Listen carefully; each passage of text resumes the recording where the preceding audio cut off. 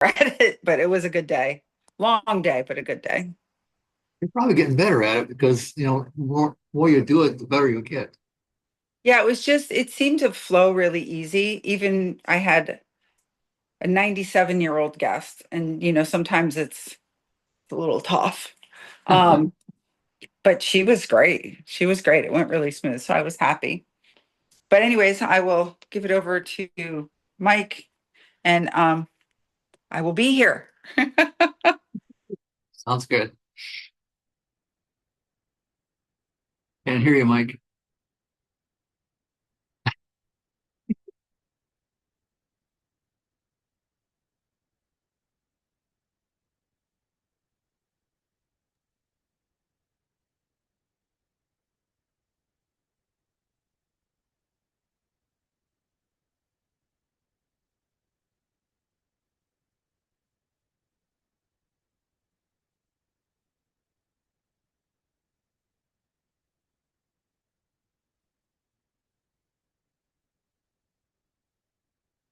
No. You don't have your thing on, so you should be coming through. I'm not sure why not.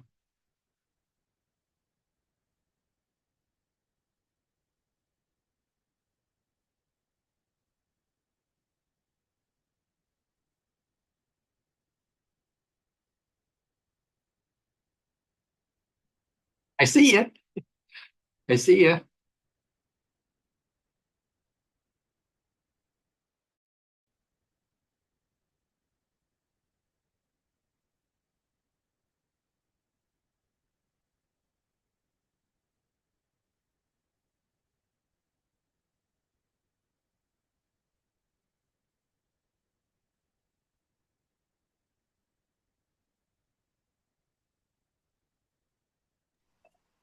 I feel like it's a technical difficulty day.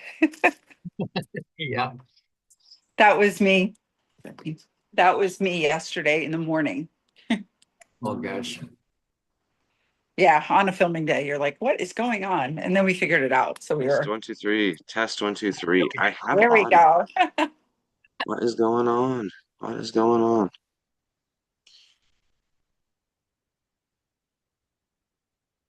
Can you hear me now?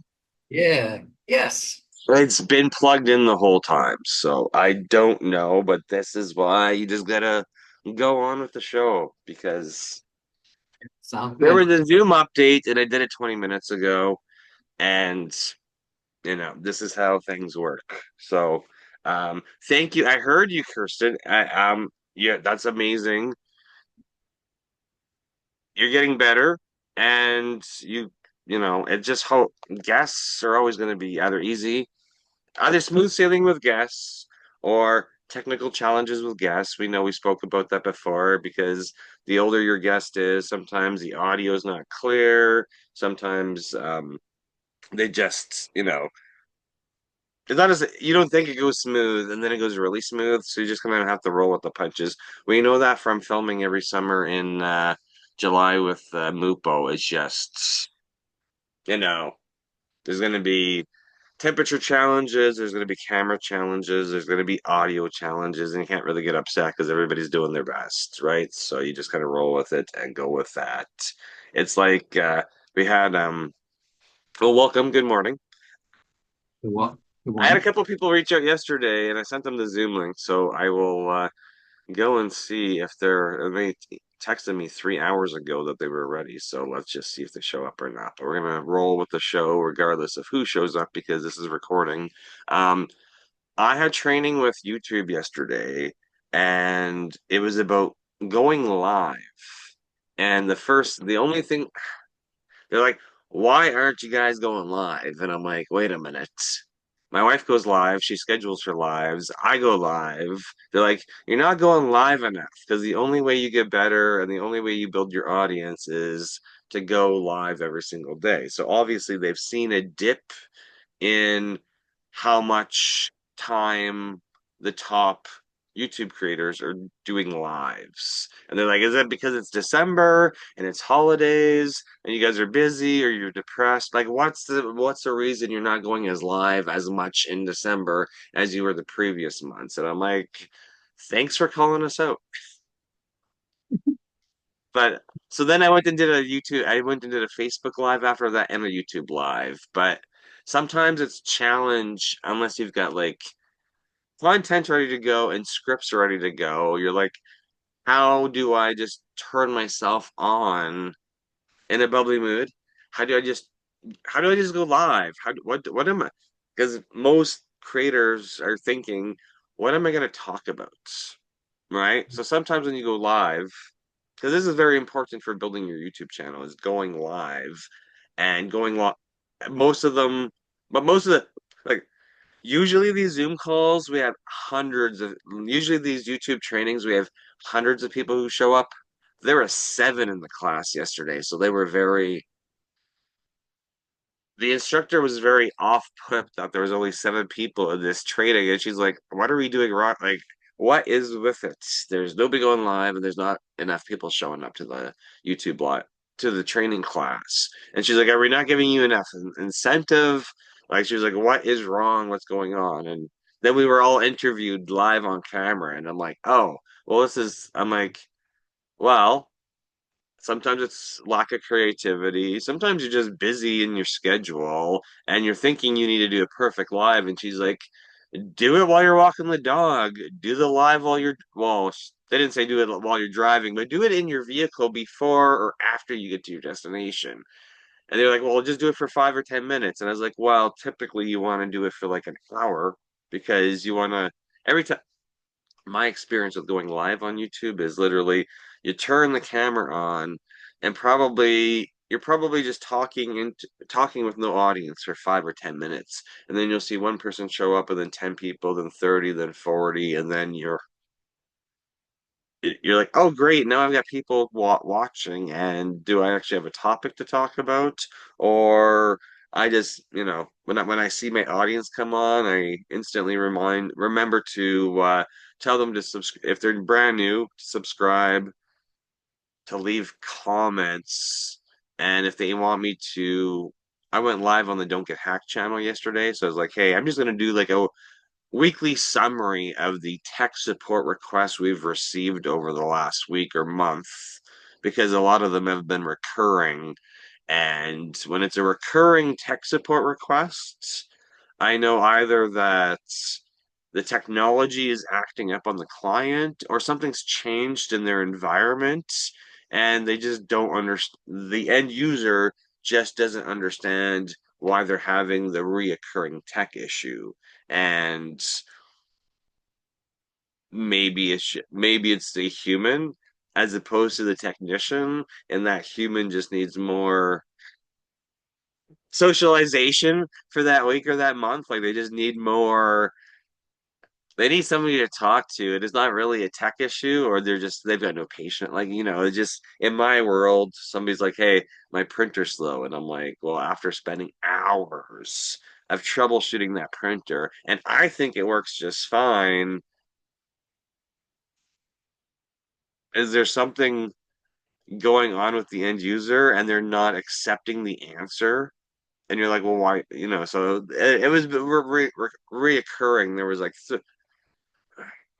probably four tech issues in the last month, four separate clients. And the client's like, okay, you've done remote support with me for a couple hours and you've sent your technician on site. And you guys tell me everything's working fine, and I'm still not happy with the performance of my technology. So I wasn't sure what to do a YouTube live about yesterday, and then I was like, hey, I just do a weekly, monthly summary of the. Okay, Julio. I don't think Julio knows how to use Zoom. I'm gonna send him the link. I noticed that last week too, is there's a lot of quirks and different things, that I go into, and it was different than the day Yeah, no, before. and I'm like, this is just, I know humans get stressed out about stuff and whatever. Um, let's just see. Julio says he can't get in, but I think it's just a Julio issue. So let's see. We're in Zoom. Don't know. There he is. Hey, he figured it out before I sent him the link. Yeah. No, you sent the link.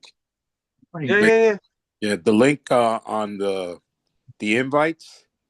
don't put me into meeting with nobody. And I It's the think same one that okay, okay, okay. uh, I'll go check it. But how are you yeah. doing? All right, how are you? How's your weather? Oh, it's cold. It's cold. Yeah. No, we're just talking because yesterday I had YouTube training, and YouTube is like, why are our creators not going live as much anymore? And I'm like, well, they're asking us. They usually we have about 100 people in YouTube training. It was specifically about doing lives and what our feedback was to YouTube, and then they were interviewing each of us and then trying to give us some suggestions on how we could do more consistent live streaming because obviously going live is going to be quick way to get more subscribers on your account, subscribers to your YouTube account. But when you go live, you have to continuously remind your audience to subscribe because, of course, people need directions. So when I did my live yesterday, I know Kristen's working on a show. We haven't got Mr. Rittenauer. I don't think has decided what he wants to put on his YouTube channel yet. And they were just like talking about like, hey, just like do it while you go out for a walk and show the neighborhood, just so people get used to your personality and your jokes, your dad jokes, your humor, your observations. As you build up a personal brand or whatever, you got to warm up a YouTube channel. You can go make a YouTube channel and put content there, but if you're not advertising it organically, like sharing it on LinkedIn, Facebook, Instagram, newsletters, if you're not sharing it and you're not doing lives, nobody's gonna know you have a YouTube channel, right? So it's like build your channel, start adding content to it, and then you'll after doing it repeatedly, you'll figure out what direction you want to go in. So yesterday, I was like, I'm just gonna do a review of the tech support requests I've had. I haven't had any for New Jersey, so I haven't had anything to send you to, Julio, but in Calgary, we've had a couple. But it's been like this reoccurring issue where whether it's a printer, whether it's a QNAP backup system, like everything's been kind of like we fixed it 3 weeks ago. They asked for another service. Like people keep asking us to fix the same thing that's not broken. So the end user, I'm like, okay, and all the end users I'm referring to are older, like 40 plus. So just like, wow, wait a minute. Is a person less, are our end users less patient? Or do they need more socialization? Or like what is going on? These older clients I have keep calling in with the same problem. We've done remote support, we've done on-site support. So I did a Zoom call. I didn't know. I did a YouTube live about it yesterday because I was like, wait a minute. This is what's going on in my world as people are coming back with a reoccurring issue, but as far as my techs can tell, there's nothing wrong. So Huh. like, do these customers Well, just want us to drop on site and reassure them everything is fine and then charge them for that on-site visit? Like it's just that's what's going on in my life. Nobody's accepting the answer that their technology is working fine. right. And then I jump onto the Zoom this morning and you can see my face and the microphone that's built into the webcam wasn't picking me up. So, it's just like, okay, there's going to be tech issues. That's my There's world. always tech issues with This is everything. my world. This is what the one my Don't Get Hacked channel is about. She's like, because she's like, oh, because they had checked out the YouTube team. I gave them my channel name and they were looking at the channel. They're like, oh, you do travel as well, and I'm like, well, it's just something we've recently started adding on just for because when we drive, we'll live stream it, and that's an easy thing to set up for a couple hours and just drive from Las Vegas to California and live stream the drive. That's something no work and no effort. You just turn on the camera and it records. But of course, feed might be shaky. The lighting may not be the greatest, but it just alerts my audience that we're live, and then people go and leave comments. And I'll probably have to set up a different channel for that live feed. But I'm like, hey, I need content on my channel, and until I've they were suggesting I should just leave the camera on while I work all day long. And I'm like, I have not gotten, I know there's a lot of creators who do that.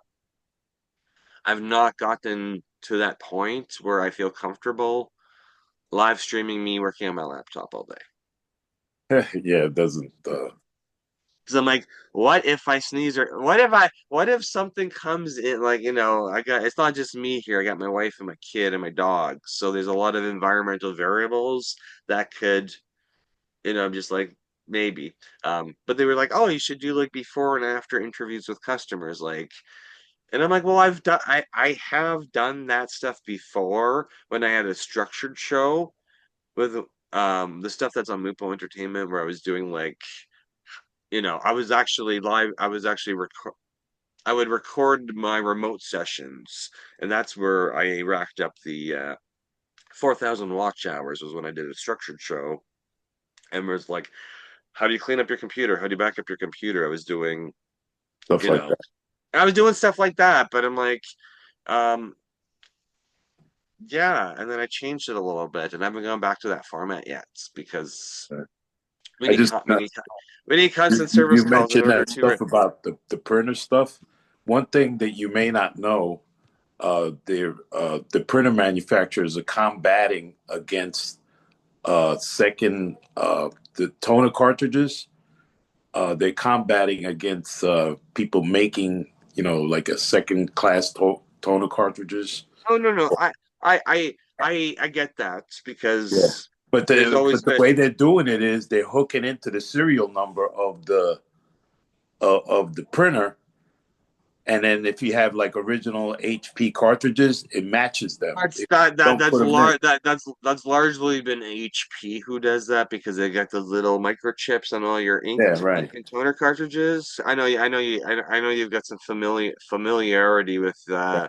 But I your don't time know at if your time at anybody else HP do. there. So Yeah. no, that company that reached out to us about them giving us leads and us registering our print, clients with lots of printing to them. They're Xerox partners, so they're actually authorized to do Xerox repairs, and they sell legitimate Xerox stuff. I just Right. told them, I'm like, most clients, like doctors' offices I deal with, like the only clients I would have that would fit that mold of large Yeah. scale printing would be like a restaurant, Right. right? So I know because we have a technology company, everybody thinks we deal with massively large companies. And I say, hey, they usually have full-time IT staff. So where our consulting fits in is like um, the realtors of the world, like, an office of like 50 or less Right. typically. But what have we learned in 2025 with customers is that they're going to I interview I interview my when people call me and I'm like, hey, how's it going? I've texted you, I've emailed you. Like I send out an email newsletter, nobody responds. And so I was like, what's going on in 2025? You haven't reached out for tech support. And they're like, oh, I just go to ChatGPT and ask them everything. And if I don't get the answer, then I message you. So I was like, okay, this is why I developed the the app for Don't Get Hacked, which I have to send out an email about because it's ready for mass adoption now. Right. We've got our own tech support app because I want to see what people are, I want to know what people are typing into ChatGPT, so that way we can use it for our own learning and suggest it and reaching out to customers, right? Because I can call all my customers up. They're like, yeah, no, I can. Everybody's doing do it yourself these days. They did do it yourself before, and went onto YouTube to watch videos, and that's what I'm suggesting everybody should get on YouTube because your customers will find you on YouTube and be like, "Oh, hey, I should reach out to this person because I'm just on YouTube all day long anyway, looking for answers to my own problems. And hey, you're on YouTube, so now that you're on YouTube, I can go back to asking you help, right? Right. So, um, but no, this I is the see whole thing. Dave's on. Hi, Yeah, Dave. Dave's on, my wife's on. Kristen is making she's driving, but she's down in Florida and she's making a show for her YouTube, and it's going to be icons. It's Naples, I think, right? That's where you are, Kristen. Where she's doing an interview style series. I know her from. She had podcasts before, so um, I was talking to a friend in Boston yesterday who said she was going to show up, and I don't think she showed up yet. So um, this is why we record this. People call me. This is how it goes, Julio. We run this every Saturday, sharing our experience during the week of how YouTube's going for us, or show ideas, or giving people suggestions for their YouTube content, or just getting started with content. And then I have people who call me during the week saying, "Hey, YouTube is hard and I need a new editor and this isn't working. And because you told me to put my podcast on YouTube, I now get less downloads on Spotify." And I'm like, you need to have it everywhere. Well, I do have it everywhere, but YouTube is taking away from my Spotify audience. And it's like, do you know that for sure? Have Doesn't you make called your sense. subscribers on Spotify and confirmed they're not listening to you on Spotify anymore because they're on YouTube? I'm like, it may not be the same audience, right? But I had a couple calls with YouTube students this week, or YouTube people I'm consulting with, right? And but they don't show up to this class because I don't think they feel comfortable showing up to a group class where where I may talk about their YouTube. So, but I was like, that's fine, just call me and we'll have a private conversation about it and give you some feedback. And I didn't say making content was easy. It is a part-time gig, if not full-time gig, especially if you have an audience and you're making money from it. This was like, the YouTube class yesterday that I had from YouTube. It's like trying to get, they're asking us what's going on, and I'm like, okay, well, I can add in weekly reviews of what happened with customers, or monthly reviews. They asked me to do before and after interviews, and I was like, okay, so I would have to um make a video, talking head video like this, where if I can do, I could do that, where the client I've got a client who's having a persistent email issue, but it's not an email issue. It's that they have both Windows 10 and Windows 11, and they're comfortable with Windows 10, and they're not comfortable with Windows 11, even though everything looks 99% the same. But she's older, and I think she just mentally hasn't accept. She's like, "Well, what are we gonna do about my Windows 10 desktop?" I'm like, "It still works. You're gonna get the notice about the Out of it's support. exactly. She's getting the emails that's out of support." But I told Yeah, her, I'm so like, that's scaring everybody. That's "That that's will Microsoft's way of pushing people to the next exactly." platform. But technically, their computer It still hasn't changed. support their computer literally still would support Windows 11. They just have to, there's a way to do the upgrade, but of course, Microsoft, it's not a one-click upgrade in Windows, right? There's a different, you can get I any think does computer, Microsoft even have that on their website? because Microsoft is pushing you to buy a new computer, Right. because they know that I'm assuming, just due to I'm just gonna say, economy wise, I know some people got money. A lot of people seem to not have as much money. So there's likely less upgrades happening right now, and they're just gonna say, if your computer truly didn't if your computer truly wasn't safe on the internet, they could just build in a kill switch to kill it, but then they'd have, lawsuits on their hands. They're probably still going to have a lawsuit on their hand in the future from this fake warning about Windows 10 not being supported. But, but they did the same thing with XP and Windows 7 and Windows 8, where it's good for like 8, 9 years. They set an expiry date, and they know some people are going to be scared about that update and do it, or be forced to go buy a new, or will just automatically go buy a new computer if they got the spare $1,000 sitting in their wallet. And other people are just going to sit there with that error message. But I'm like, there is a way. I've made YouTube videos documenting how I upgrade unsupported computers to Windows 11. So there's a way to do it, but of course it's not. If you have a technician like me do it, it's not going to be free. It's not going to be a free upgrade to Windows 11. Um, so I've got this user who she's using Microsoft Outlook. So it's the same version of Microsoft Outlook. I'm like, and she keeps calling back, and I made a live video about it yesterday. So I was like, hey, I guess I could do a video stating, this this is the spot some older users are gonna, anybody who's doesn't there's this fear that, people are on Windows 10 and they don't want to go to Windows 11 because they think it's scary.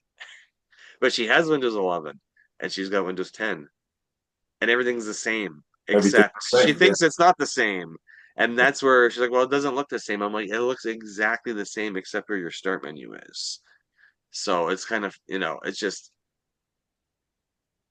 the Well, instruction from the YouTube team yesterday was to do before and afters. And it's like, okay, how do I do a before and after with that? I'd have to do a talking head video describing the issue, and then I'd have to record my remote session with her permission just to show that there really is no difference between the Windows 10 and Windows 11, but mentally the end user thinks there is, and that's why she can't use Windows 11. Anyway, end user, this is what I do all day is end user support with computers, and some people take new computer. Mr. I'm pretty sure David's using Windows 11, right? Did you find a big difference, or do you just did the upgrade and learn to live with it? no, my last computer I bought was an 11. The one before that was a 10. Yeah. So I didn't change it over, I don't believe. Yeah. And I know I've helped you with like you've needed minimal tech support from me. It's been literally just that you were using the wrong antivirus. Well, Yeah. how do you know it's the wrong antivirus? You don't know it's the wrong antivirus until you talk to Well, somebody like me who's like, "This is messing you up, David. Why are you using this?" that's what I finally found out, and I got rid of all that old antivirus because I had that for like 20 years. Yeah, and remember, because I remember we were doing that during Mupo filming, and I was like, this would have made excellent content. You should have. This is what YouTube was telling me yesterday. They're like, you run into all these situations with technology, and you got to really be in the back of your mind, stopping yourself and saying, "Hey, record this," because I may not use it now, and I may not know how to edit it right now, but somebody else is going to run into that situation, and they're Yeah. going to go What on the internet. antivirus do you recommend? The one I You have said all Vast. my no, no, Avast is Norton's terrible, McAfee's terrible, Avast is terrible. Most antivirus products are terrible. Um, I use it's called WebRoot Secure Anywhere as global cyber security. It's literally you get an infection, I get an email, we do a remote cleanup. It's super easy to use, but they don't do advertising. They don't have these big multi-million dollar. And if you're watching TV or YouTube, you're gonna see the ads for Norton and McAfee and Yeah. LifeSafe and NordVPN. All those guys have terrible products and they spend millions of dollars a year on advertising. Right. But they know they can trick consumers into going to their website and activating that 3 month trial and paying for 4 years at a time for for $99 or whatever the case may be, right? So this is But I don't pay for it. well, That's my key. I don't pay for it. They keep asking you, oh well, you want to upgrade to this? And I says, no, just scan my computer, make sure I don't have any viruses, and I can move yeah, on. yeah, no, and this is like Microsoft has built a really good antivirus into Windows 10 and Windows 11, so we get the full range of customer. It's typically some people don't have an antivirus. They're just using the built-in one. I won't onboard them for monthly if they're using that. If they've got a monthly contract with us, they get the web roots. I think they get my product, but they also get our we've got remote access. Like I've got a software stack I install for our monthly customers, right? I should do a video about this. What do I offer on my monthly package? I should do that. That's video. That's video content right there. So some don't have anything. Some, if they want a monthly contract, they have to use mine, or I won't onboard them as a customer. And others are going to be using Norton McAfee or something else and have nothing but problems. And then it's up to me as a technician to educate them and state, um, you're having all these problems, and it's some people don't even have just one antivirus; they might have five. And you're like, Yeah. how did they get five? Well, they keep talking to a new tech guy, and the tech guy doesn't have the cojones to be assertive enough and tell them strip all the antivirus off the computer and try one at a time. Because normally, if you've got the Windows my WebRoot one it will go and disable your built-in Windows one, but like Norton won't disable the more protection, the more stuff you have on your computer, the slower your computer is going to run, and the more weird error messages, because a lot of these antivirus products will have built-in firewalls and built-in threat alerts and just built-in pop-ups. So one thing is they're going to try to upsell you to something else, and then they're just going to add all these layers of garbage to your computer. And Right. it happens in corporate all the time. Like the sometimes when I get like corporate users who call, they're like, "Hey, we've got like our systems don't work," and I go look, and I'm like, "Yeah, you're using like a bit, like they're just using some massive antivirus or security package from like I think like in the last year or two, wasn't there like an internet outage with CrowdStrike and some of these big brand new antivirus companies out there? I've used every product out there, but um I don't let any vendor bribe me. So I'm usually product agnostic. So we had a discussion about printers. And I should do rants about printers.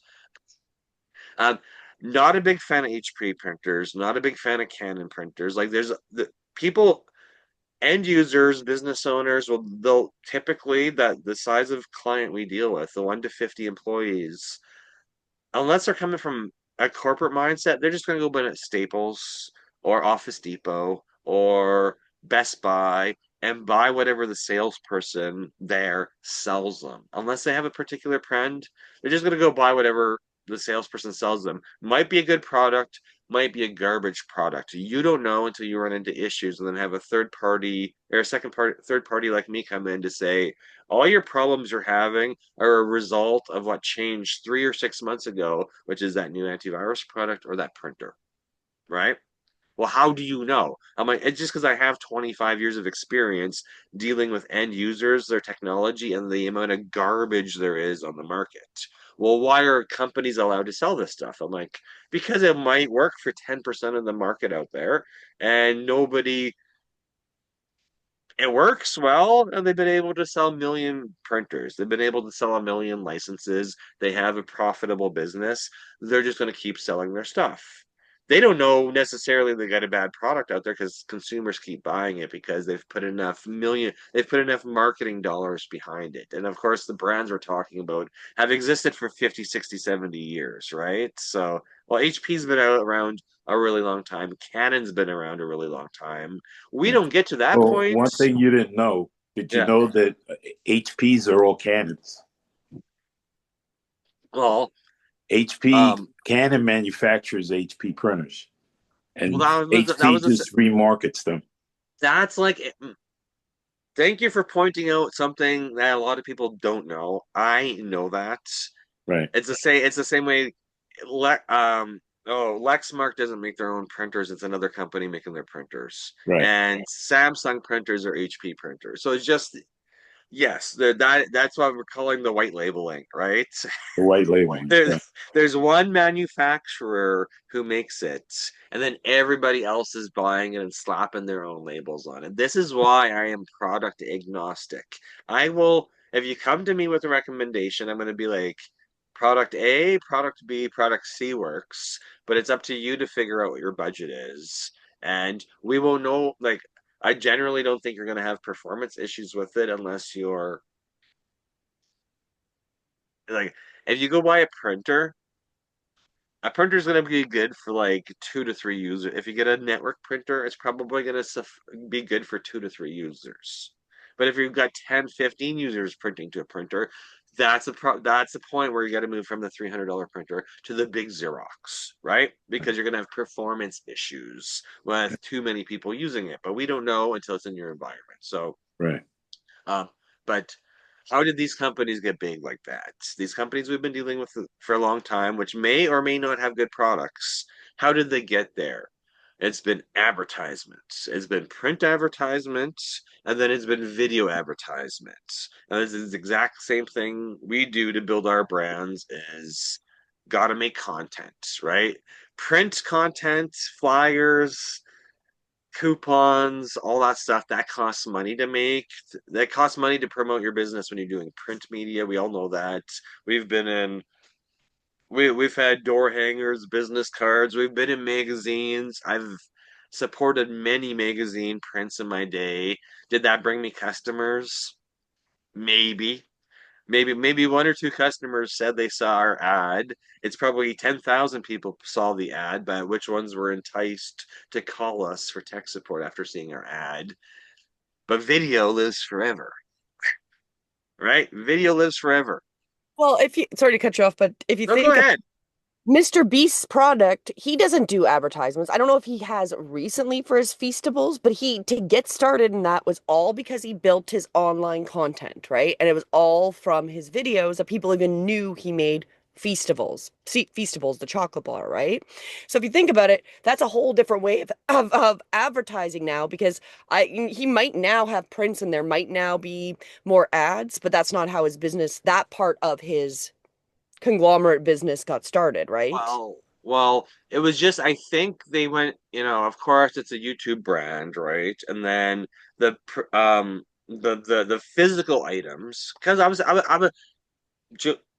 my friend from Boston called yesterday, so I was on the phone with her for a couple hours planning out how we can sell her physical items because I said you should list them on your YouTube. And she's like, I don't know how to do that. I'm like, give me editor access to your YouTube and I will build out your YouTube store because you have physical products.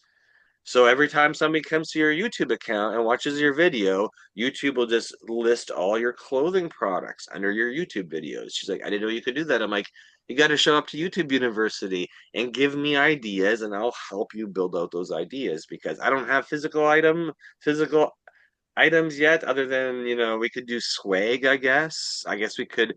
I could get the swag going, but anyway, with Mr. Beast, it's like once the chocolates came out, he got Walmart shelf space. And people are like, there's a lot of people who don't know who Mr. Beast is, right? So of course, him with the I don't know if there was any other products he made outside of the chocolates, but as soon as those chocolates came out, they were in Walmart. They had the end cap at the Walmart, right? And of course, you're like, if you know who Mr. Beast is, that's instant. Hey, I'm gonna buy that, even if I didn't like him or don't. Hey, it's chocolate.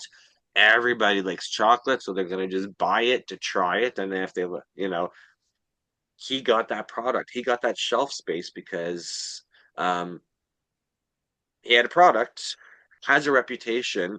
It's more advertising, and it's actually opening up that brand to a new audience, right? Because not everybody knows who Mr. Beast is, but they're like, hey, why is there these crazy graphics with these chocolates? And why is Walmart giving him so much shelf space? Um, and then I've seen that product at Target and other places. They were talking about Mr. Beast on YouTube.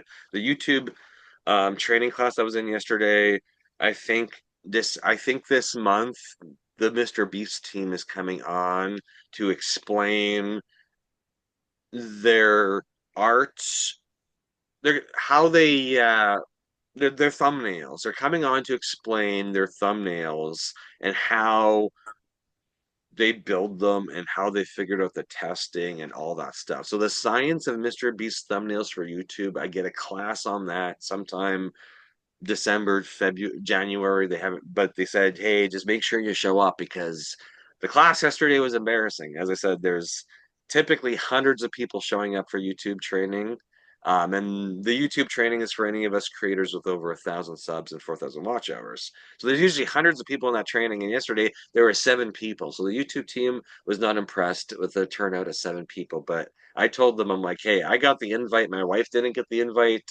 I showed up just to learn and then be told I should be doing way more lives and more before and afters with my customers and come up with, they're like, just come up with a bunch of ideas and throw it all up on your YouTube channel and then figure out what your audience wants. Because as I said, as we've talked about in YouTube University before, it's like your YouTube audience is going to be different. Facebook's going to be different. Instagram's going to be different. TikTok's going to be different. If you're on the school platform, that audience is going to be different than YouTube or Facebook because not everybody likes being in a different app, but they want reminders all the time because people get busy. And the reason people may not show up for your stuff is because they're busy. They've got a bunch of time conflicts. I know on like Wednesdays, I've got like 8 Zoom calls. So if I say yes to your Zoom call, I know I am not able to make it to somebody else's Zoom call. And I got that massive issue on Wednesday right now. I've got 5 of them at the same time. And I'm trying to make sure I shuffle myself around and show up to all these different Zoom calls. So but people are creating things and they're building communities. So we need to, make more content in order to grow the brand, make more content, and be consistent. I think the thing with YouTube yesterday, they're like, just pick that time every single day and just go live for half an hour. And if YouTube sees you going live the same day, same time for a couple weeks straight, they're gonna slap that into the algorithm and they're gonna draw like every time I go live, I'm getting probably 40 to 50 viewers. It's not 100, it's not thousands, but of course I'm not consistent enough with the same time every time at the same time. I'm just not consistent with it because I've got other things on my mind and I get distracted and it's like, okay, I just spent 3 hours on the phone with this customer and I'm so burnt out from dealing with a printer issue that's not really an issue, but the end user says it's an issue. So, or, so anyway, um, does anybody have it? It's at this week is out. I didn't have any particular game plan for this week because I want to see who showed up. Is anybody have any questions about their channel or their content or any ideas that they have for their YouTube? Well, I was just gonna say I am seeing because I have been going live every Sunday at the exact same time now for months, and now my average viewers are more towards 300 going Oh, higher. okay, So that okay. so that is it is paying off by being consistent. So I think that that is the biggest key is getting that consistency. And obviously if I did it more consistent during the week, it'd probably be even higher, but getting yourself at least that one time a week where you're going the same time and have it pre-set up so it's part of your routine. I have seen that your subscribers have gone up. You've pretty much added, I think, like one new subscriber per day. So your subscriber count's been going up with those lives. It's been consistently going. I think you've gained 28 subs in the last 29 days. So it's pretty much. I know it's not one per day, but it's a couple per live. So Kristen's got her hand up. You go ahead, Kristen. So I want to, based on our last conversation, we're going to go ahead and do a sub channel, like, playlist underneath the Kristen Weirden show, and then Yeah, I'll go ahead and post in Icons of Naples. So I want to kind of pre-revive the next 4 weeks, the Kristen Weirden show page, because I haven't done anything in there. yeah. Would you recommend just going and reviving it with the shorts of the previous show that I've done? Because I have no shorts on there, by the way. I know, bad me. Or It should it I take. Takes time and do your planning. content? Um, everything you add, like the shorts, like when you upload a short, they get featured on the shorts page, right? So it's one of those things. Like I find with shorts, they got to have a little bit of eye candy, whether it's like you've added, words onto the short. Like you just there Mhm. needs to be with short, like it depends on the subscriber count, right? Because if you've got subscribers when you go live, YouTube tells everybody you're live, but of course you need to have some subscribers to be, for the live kind of angle to work. Mhm. Shorts, as long as there's like some eye candy on it, because I find that's why Yeah. every time I do a short, I'm like putting pink. I put flashy color, flashy text on the Yeah. shorts, and I know that I was trying to find a quick and easy way to win with shorts because and then I was like really I've been uploading AI videos from Sora because they're like 10 seconds long, and every AI, like I'm everybody's gonna have a different perspective of AI. We've already discussed this in class. Every AI short I make, it's 1,000 views because I don't know if people know they're AI, but they're just kind of flashy. It's fast paced talking, and I think people are looking for glitches or things that are not right. Because my wife will watch my AI shorts and just kind of laugh at them. She's like, "Oh my God, this doesn't even look like you," or "This you're talking too fast." I'm like, Right.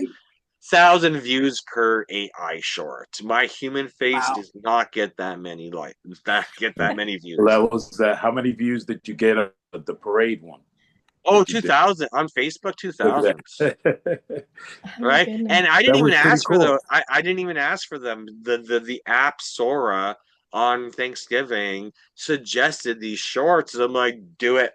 Just do it because I'm not gonna think of making shorts because I just not always in that mindset to make shorts. I was like, hey, so I'm making more. I'm making more because I'm gonna run Facebook ads with them and I'll see if I get banned. I'll see if what Facebook thinks. But I was like, I need to promote my app. I need to promote the Don't Get Hacked app. And I'm like, okay, I'm just gonna run ads, for a couple bucks of ads, and just see what type of feedback we get on them, right? But yeah, I no, should think Kristen, I'd like to I, piggyback on that yeah. as well. Well, So you should. I'll send you an invite to Sora, and you should upload your photo because really all you have to do is type a couple words in. It will automatically make you these 10-second videos. right, Well, that's cool. Right? only after you do your cameo. Okay. Hi. I haven't made that. I've made maybe 12 videos so far in Sora, so. I don't know how much you've played with it, so And I'm Jennifer. going to say, I only Quite a laugh bit. Quite because a I bit. know that they don't look like you. That's the only reason I laugh. It's not offensive, Mike. It's only because it's so funny on how AI decides to It's interpret you. like it's like Agreed. 80% accurate. Come on. It's like 80% accurate. It doesn't. I don't know. Mine made me have a magnetic ear. So I had an extra arm, and nobody makes a negative comment about an extra arm except somebody who knows somebody sitting next to you who knows that is not you. That I you don't said have three that. arms. I said that on Facebook when you posted it. Well, I know, but nobody else did. And the funny thing is, I posted a video yesterday, and then I had somebody call me right away for tech supports. And I was like, okay, I saw your video. She didn't say whether or not she thought it was real or not. So I was like, okay, this is great. I post a video, and then you call me for tech support. So, You want to know yeah, what's crazy? Is talking about Sora videos that I made that one that I was doing the summit tickets, yeah, and I posted it in school, uh, which is where my community is, and I got a whole bunch of members from that. cool, cool. So it only took me like 5 minutes to create it. Well, Yeah, that was no, after I did my Sora cameo like 6 times because it doesn't quite make your facial features right and some other stuff. no, and but it will actually spotlight something wrong with your clothes. I've noticed. I have to re-upload. I have to change my photo because I noticed there's a glitch with it always puts me in the black hoodie and there's a glitch in the I realize I'm like why does my sweater look so weird and I was like it's taken like all it's it's doing something weird with the clothes, and I was like, it's like spotlighted one issue with my sweater and magnified it. But I was like, I don't care. I don't care. I'm somebody who doesn't really care about care about my appearance, but I'm like, whatever. AI's gonna do whatever it wants. I'm not gonna worry about it Yeah. too much. But I just noticed that, and it's like, okay. And I have the same amount of stubble every time, so I'm like, I could upload a clean shaven version of myself and see if that how accurate that looks. Yeah. But It does some weird stuff. I noticed myself. I had an old picture, and it was a birthday, and I couldn't read whose birthday it was. So I saw the cake. I couldn't read the cake, so I uploaded no, it. because with most AI generation, it sees word the video the promo I did for YouTube University yesterday. It took me a while for it to get the YouTube handle proper. Like I had to like re change the Yeah, prompt, and then yeah. when I was writing on the whiteboard, it's just nothing. So But text. yeah, it told me what was on the cake. It revealed, whose name was on the cake, which is what I was looking to do. But then it changed. My two nieces were in the picture, and they had short haircuts, and it turned them into boys. Well, For some reason I just don't understand.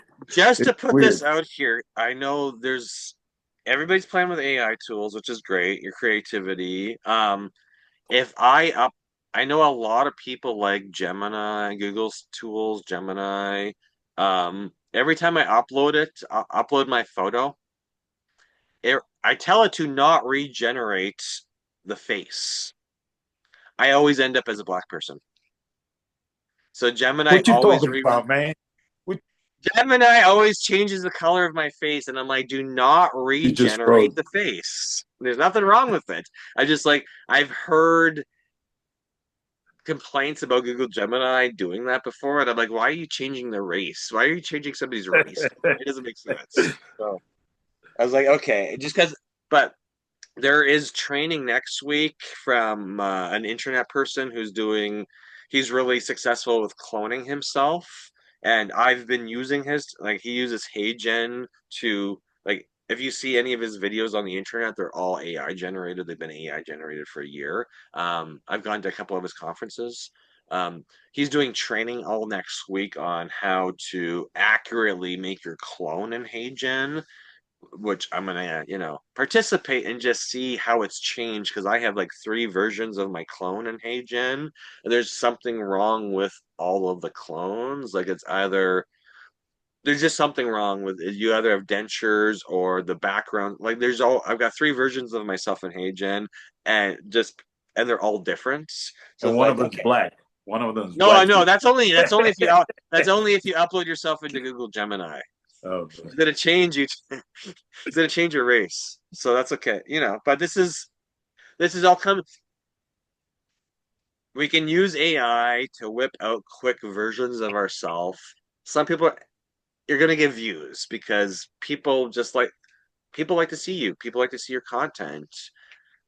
And as YouTube told me yesterday, none of us are doing enough live streaming. None of us are on the internet enough. They expect more from us. And I was like, no pressure. No pressure before the end of the year to make a plan to do more lives. So I'm like, I have to go and I want to I'll write it into my calendar. Do hour live every single.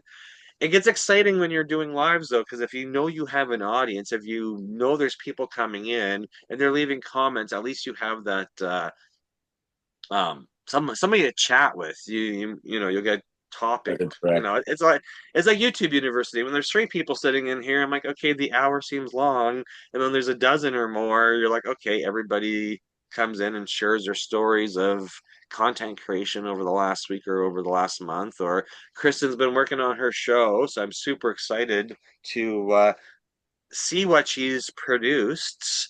And I think both some shorts and then you know you do a couple lives or before you or before that your series goes live, maybe do like a live every single day just to warm up the audience because once your show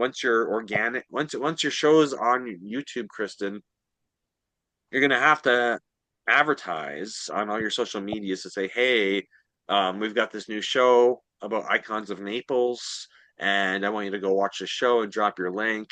They're gonna go to your YouTube and see, "Oh, hey, Kristen's got this new show, but she's got other content on here, and if people like your stuff, they're gonna consume all of the stuff on your YouTube channel."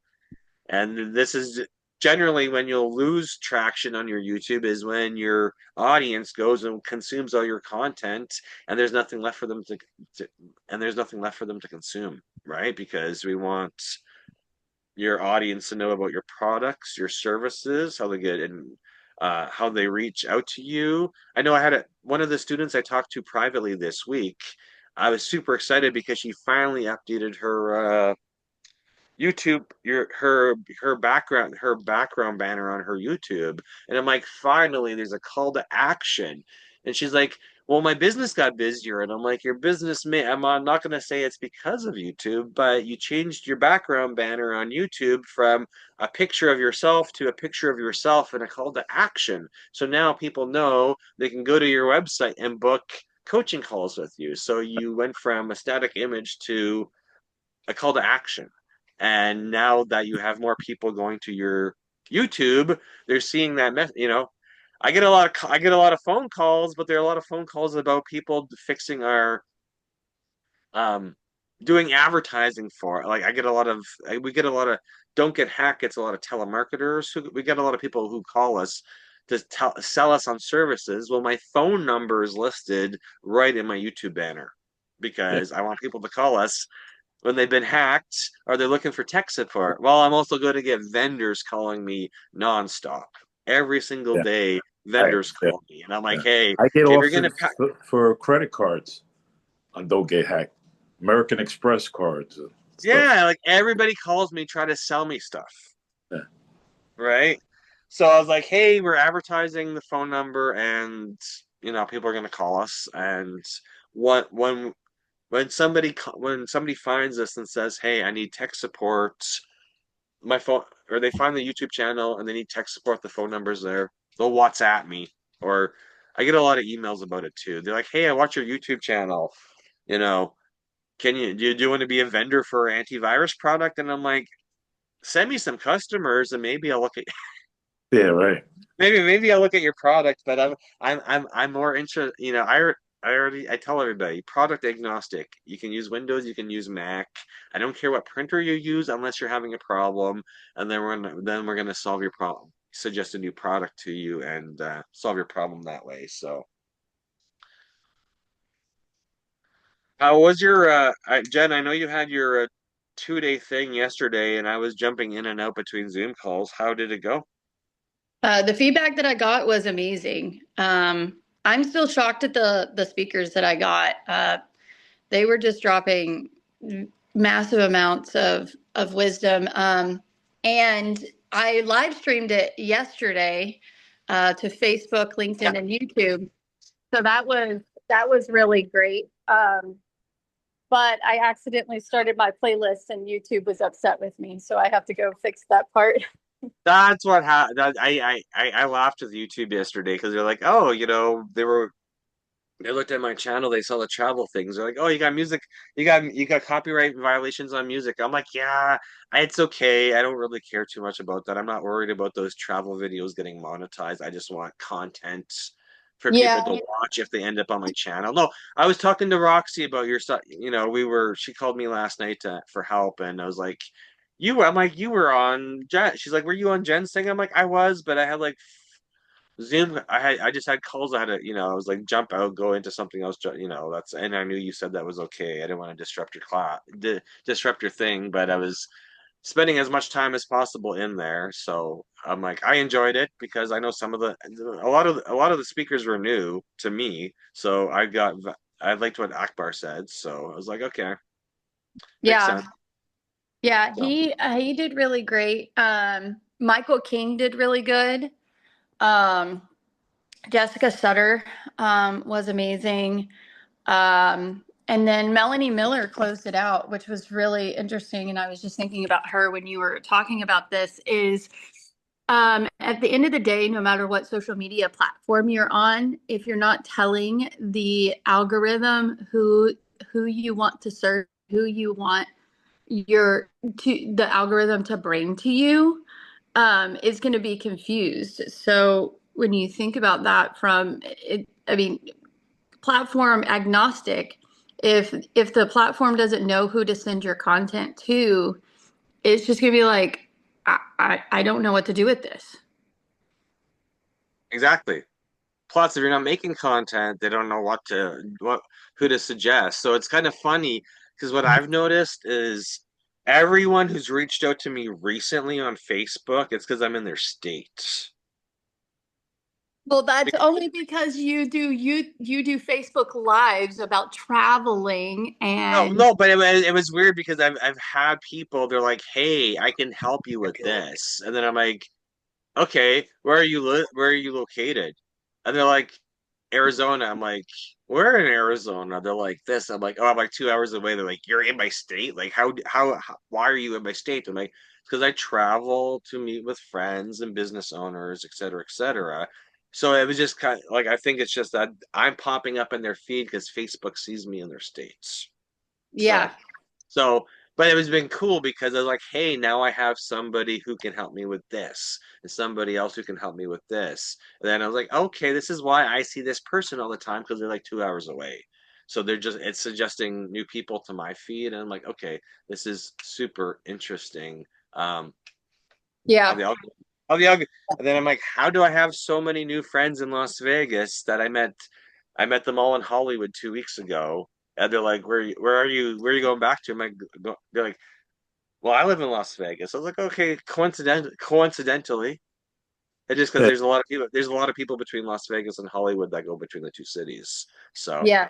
I Oh was yeah, like, that is I'm like, you should come to the class. I'm like, you know, you've got like 500,000 subs on YouTube. You should come drop into the YouTube yeah. class and give us some wisdom. Cool. It's Okay. called the Ventura Highway. Yes. That's what Yes. everybody between the L.A. and Las Vegas. So I was interested, just all the dynamics, right? So I was like, okay.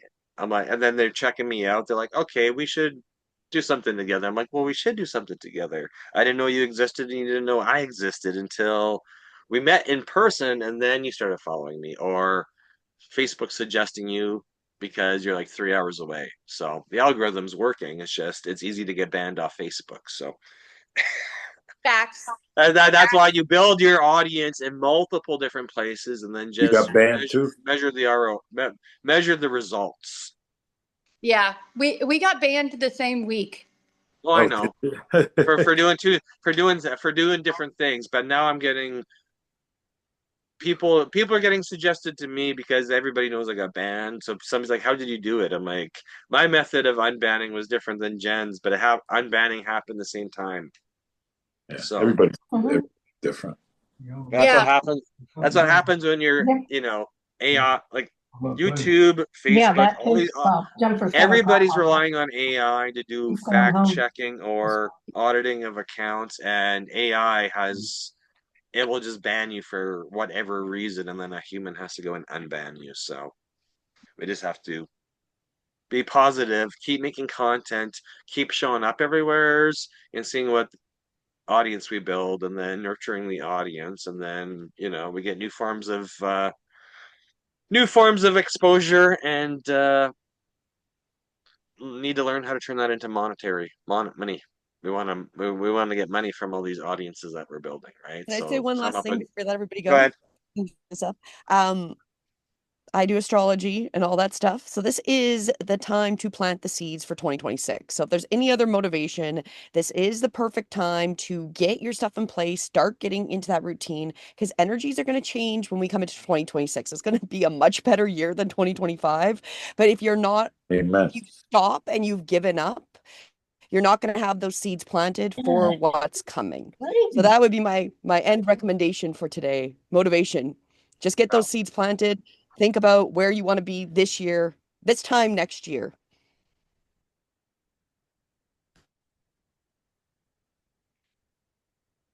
And we need to make some content about your app, just like I need to make some content about my app and promote Oh, that. So, I'm editing my app oh, as I'm listening to you right now.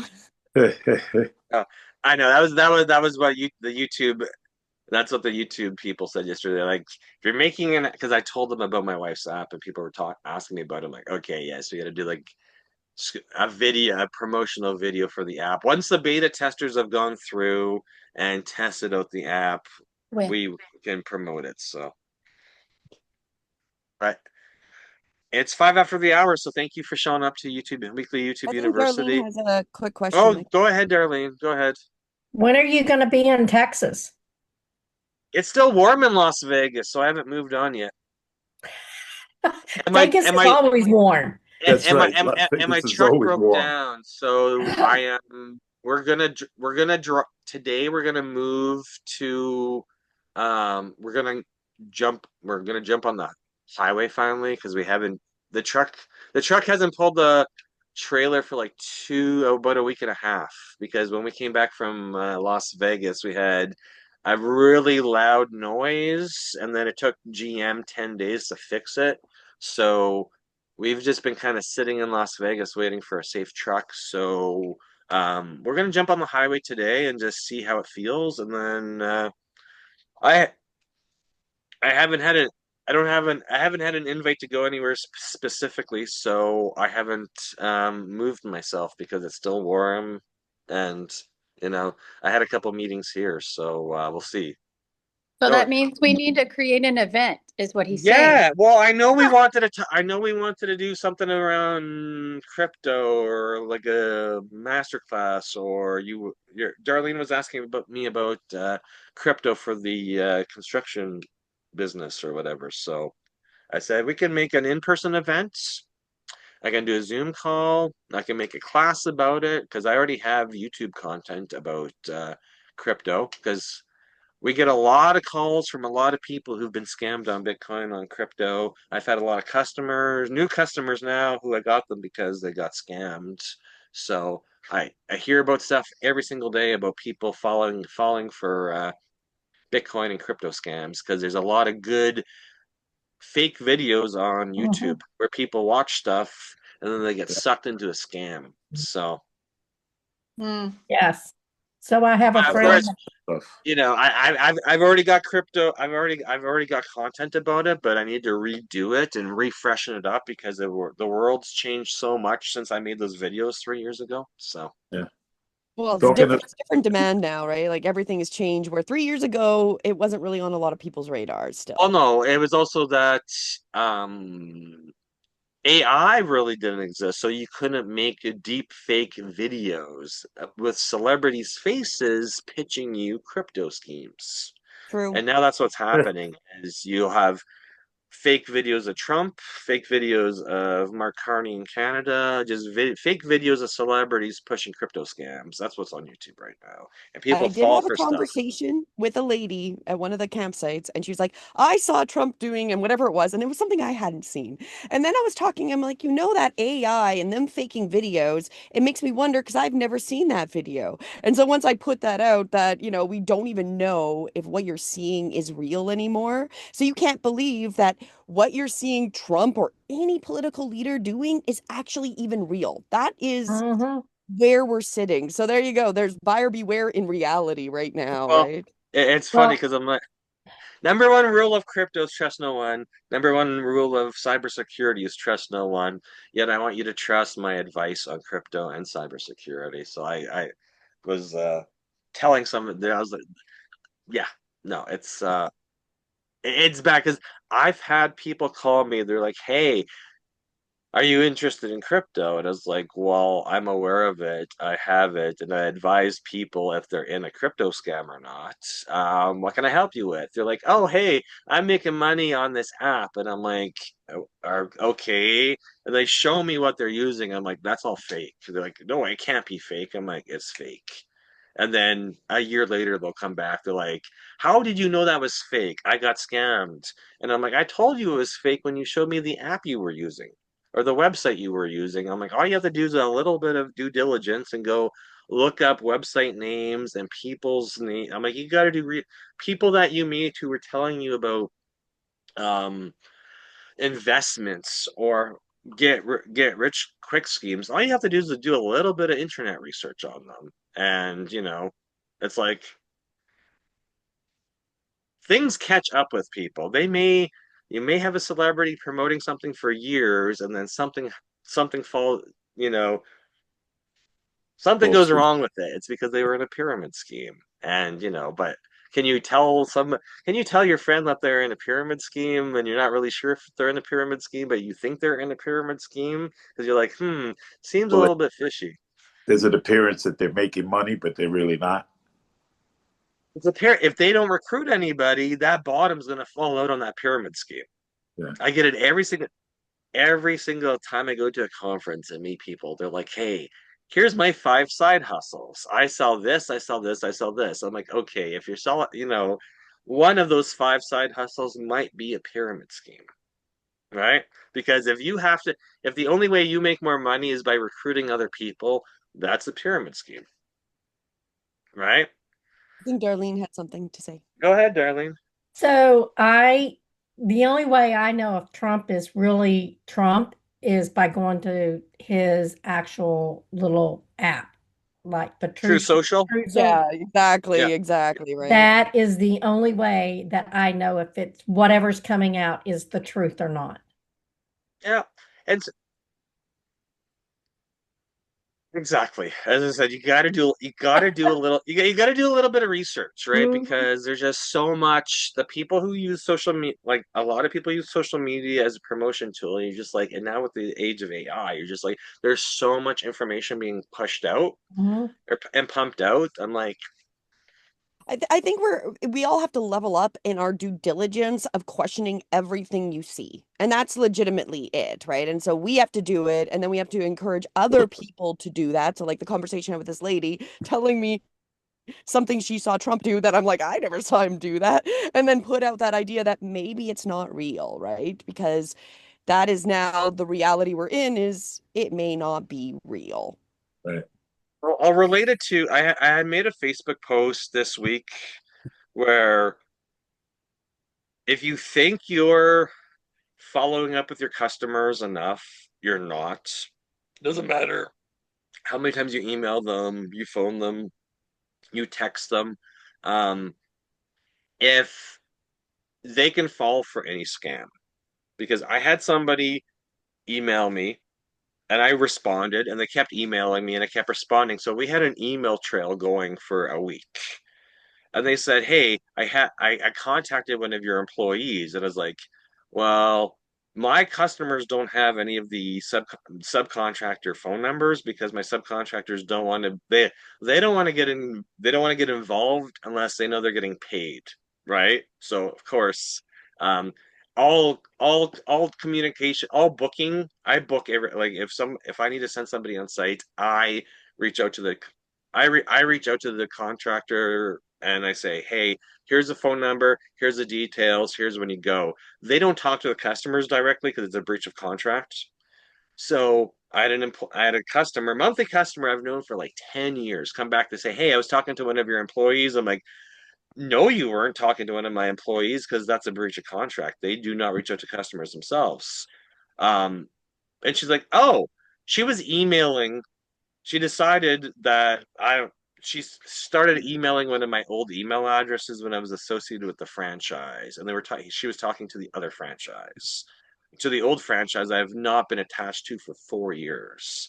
And I said, "Why would you do that?" She's like, "Oh, I thought, you were still working with them, blah, blah, blah, blah." And I'm like, I'm not working with them. And I've told you multiple times, I don't drive the same company car. So it's like, okay, no matter how much communication you have and people watch your YouTube videos and your Facebook, does not mean they put two and two together, and they can easily be stolen by a different company, by different brands that's not even associated with you anymore. So no matter how much outgoing communication you think you have, it's still not enough because they can be easily persuaded by something else. So she's still a customer, and she realized she was confused and disoriented at that particular moment because she was so frustrated with her computer. And it's like, but I'm like, we've got this email string going on. So I don't know why you would have gone and emailed me at a different email address, not even in the thread.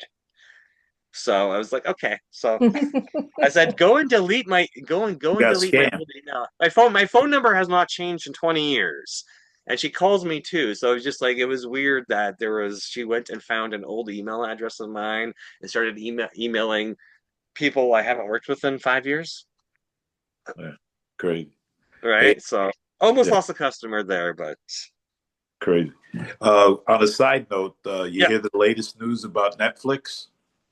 Yeah. Well, I haven't chatted with you since I was in Hollywood. I already knew, yeah, I heard about their acquisition yesterday. Yeah. And this is why ramp up your own content creation because Netflix isn't even in the entertainment business anymore. They're in the real estate business. So what that means is that they're buying up all the sound stages around the world. They're going to be like um they're just owning real estate because that they know that if they own all the real estate, if they own all the sound stages, if they own They're all going the to have studios, control of the content. that's how they're renting that space out. Because when I was in Hollywood 2 weeks ago, I met a producer because I was pitching him all my business, blah blah blah. I got his details. He said we could be Facebook friends, but he's friends with the owner of Netflix's son. He's best friends with the son. So he was explaining how the entertainment industry works now. He's like, if you want anything produced, you have to you have to produce it yourself. You have to raise all the capital yourself. You have to shoot entire series by yourself. If you sell it to if you sell a show to Netflix and they agree to pay you $1 million, you're going to get that $1 million over 15 years because they're so overstretched now that their their system they're not making enough money on streaming, and they're so overstretched now financially that they're in the business of buying up every single studio around the world and Yeah. being landlords. Well, that's the point. They brought Right? Warner Brothers So Studio. he's like, if you want to become a star, if you want to become famous, go film your own stuff, go produce it yourself, go find it, do everything yourself, get it on YouTube. He really said he's like the future. He's like, guess what the future platform is? He's like, yeah, get yourself on YouTube, but he's like, the future platform is Tubi. And I was like, really? This guy who works as a contractor for Netflix is talking about get on YouTube and get on Tubi because he's like, the future is not relying on a salary from being a movie star or a TV star. The future is make your own content and get it distributed, right? So that was like I was like, okay, lesson from Netflix. Netflix is not an entertainment company; they're a real estate holding company. And Well, if and they now can they're get becoming a conglomerate, and everybody's going to be owned by everybody, which has already been the monopolies. So they're just continuing the monopolization that exactly, they're all owned by each other. Who I owes? refuse to buy Netflix. Oh, Yep. I've not been Netflix for 10, 15 years. I haven't given Netflix money. Yeah, before Penelope was born. And I Yeah. refuse to buy Amazon. Um, I have I since we've been on the road, I don't buy anything off Amazon anymore. I have an Amazon Prime account. I guess I use that for listening to Amazon Music. If I have to ship an item to New Jersey or Calgary or Dubai for customer, that's the only reason we're using Amazon right now. I've It's been good that I've been on the road. I don't have Amazon parcels showing up every single day anymore. My Amazon addiction has been eliminated because I'm on the road and I'm like, I can go buy this at Walmart or Target or whatever stores you have here in America. I can just get it locally. I'll support local now since I'm not sitting in my house. So, yeah. So the future is make your own content, get your own distribution, and build your own audience because nobody's coming to save you. You have to build your own stuff. So, anyway, Good point. All I right. will see you all same time next week. So, I don't see you before that. Oh, Thank if you, you man. have any if you have any personal questions, just DM me, email me, text me. I have YouTube students reaching out offline all week long asking how they should get started or reactivate or they need more help than a free class. And I'm like, just let me know. I can give you some strategy. I can't do the work. You still have to do the work yourself. I can give you ideas, build your schedule. You still have to, I'm not making your content for you. I'm just going to guide you through any technical or planning challenges that you have. So, anyway, have a good weekend. All right. Thank you. Bye. Bye Bye. bye. Why can't I hit stop recording? It's frozen. Okay, that's not good.